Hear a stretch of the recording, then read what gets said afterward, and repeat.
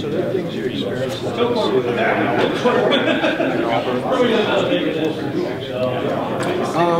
what comes to mind was the biggest thing I wanted to do at Tennessee was I wanted to earn Coach Summitt's respect. And I wanted to earn Coach Fulmer's respect as a coach. Younger, mid-major guy, you know. My first big job, walking the building, coaching next to a legend in both sports. And probably one of my greatest accomplishments is that friendship and that respect. So now I go to Auburn, and I'm with Gus Malzahn, who is a genius in basketball and football. I don't say he's smart. He's gifted. He loves basketball too. So it'll be fun. It's fun working with him. It's been really good getting to know him, and I hope that through my work at Auburn I can earn his respect. Bruce, you talk about being outmanned last year, Auburn being outmanned last year. What do you feel about some of the players that you brought in, and do you feel like the talent gap, maybe between you and some of the rest of the teams between the SEC, is getting a little closer, or how do you feel about where your roster is now? I don't think the talent gap is close much. We lost 3 seniors who played a lot of basketball last year. Chris Denson was one of the top 3 or 4 players in the league, I think. He's gone. And we brought 3 or 4 guys in that can play. So the question is going to be, is it going to be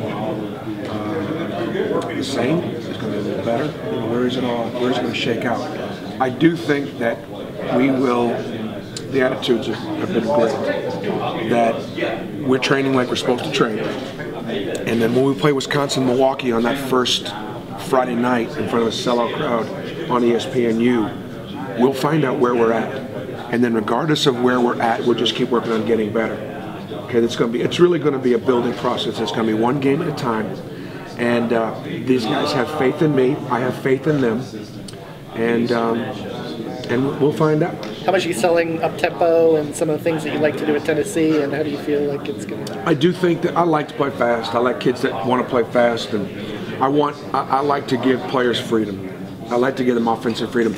So often, when coaches are evaluated, it's easy to look at a guy that whose teams are disciplined, who rarely turn it over, that always take good shots, and it's easy to say that's a great coach. It's sometimes harder to appreciate coaches that give their kids freedom, and those kids make more mistakes.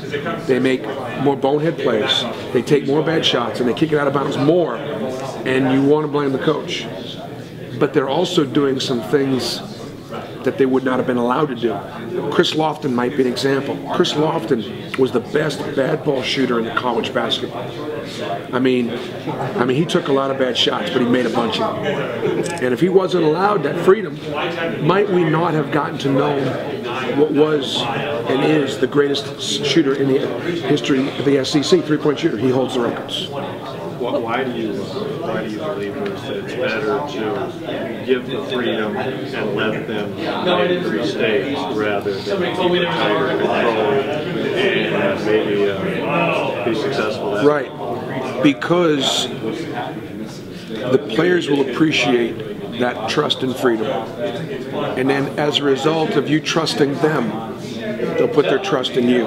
They'll put their faith in you. They'll be loyal to you. And you might be able to get them to play a little harder on the defensive end than what they've ever played, if you'll give them some freedom on the offensive end.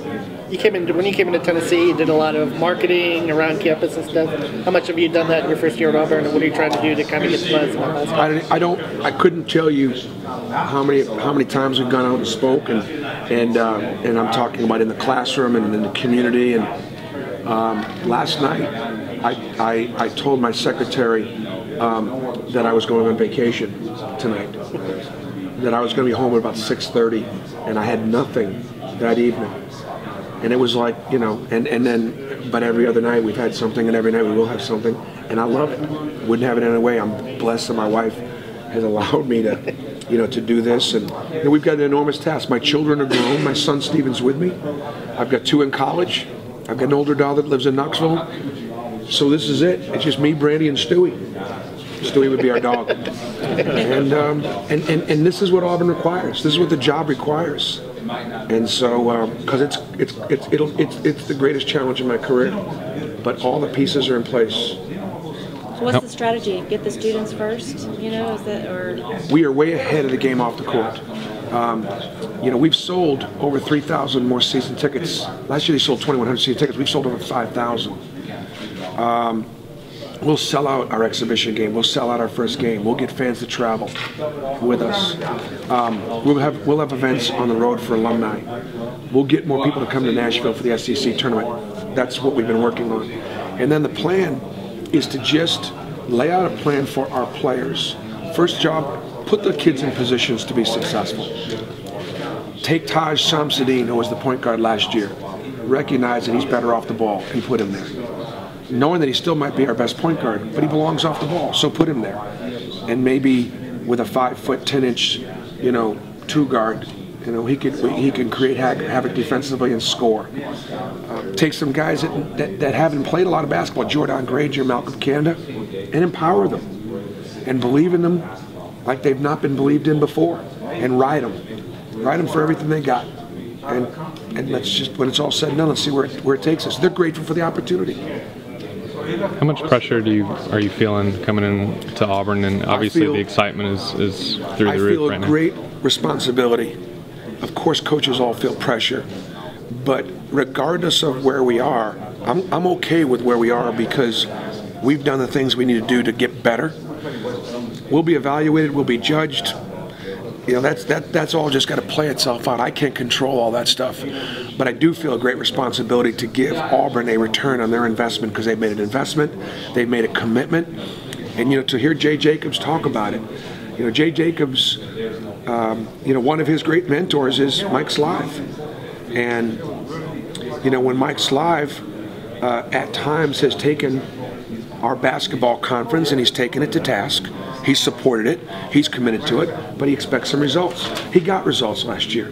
He had 2 teams in the Final Four. Florida, the greatest regular season of any team in college basketball last year. Kentucky was the best team in basketball at the end of the season. And oh, by the way, my old Tennessee team, nobody wanted to play them in the NCAA tournament. They were talented, they were athletic, they were physical. And so we've got some momentum on that. And I think in some ways, Jay felt like he was letting his mentor down. And he said, we're going to do what we have to do to give Auburn a chance to be relevant and competitive in college basketball again. He did that by investing in a brand new facility.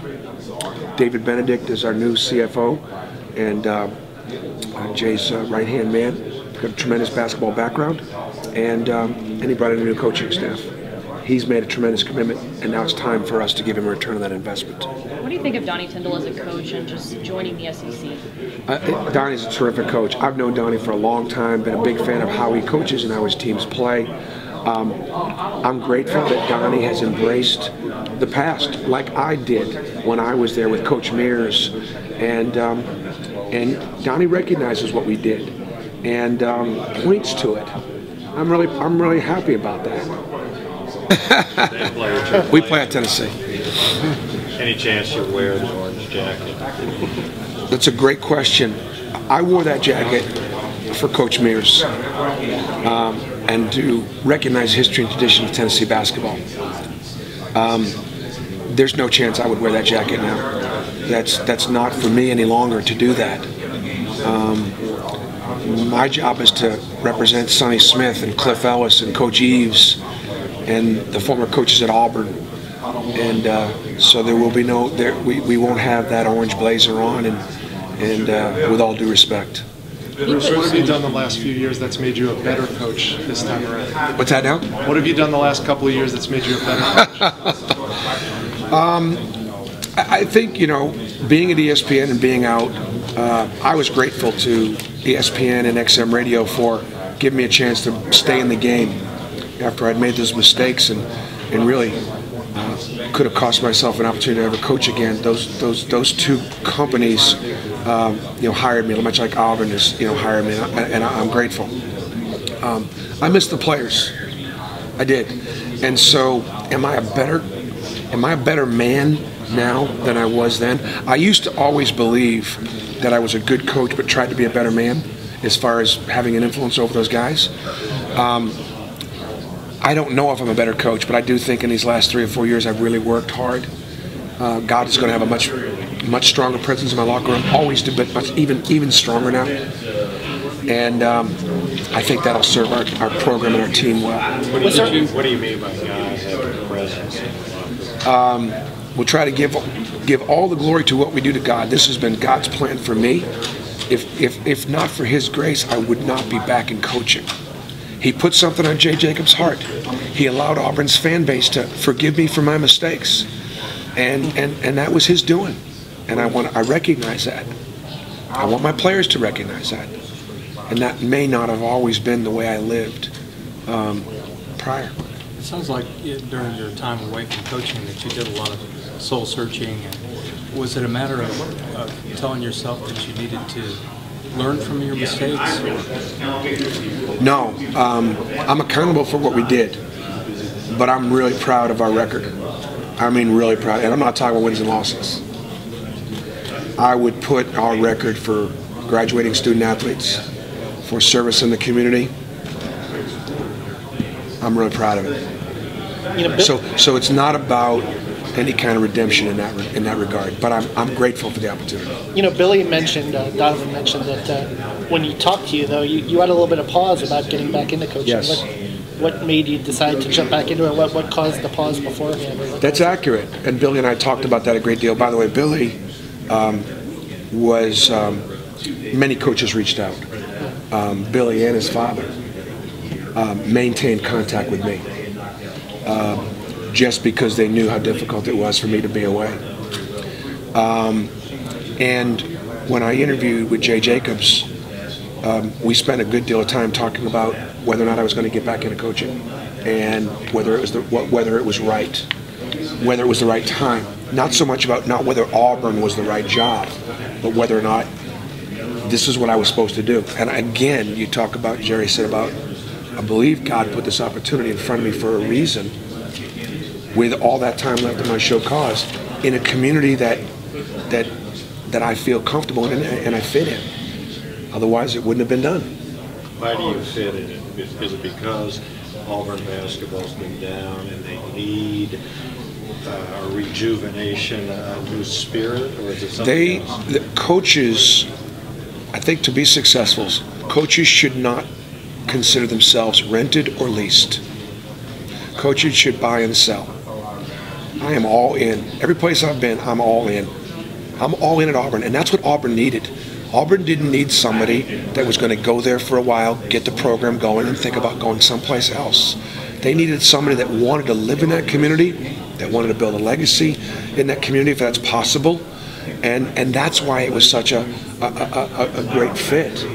It's that lovely little village thing. It really is a beautiful place. You've been going to a lot of football games?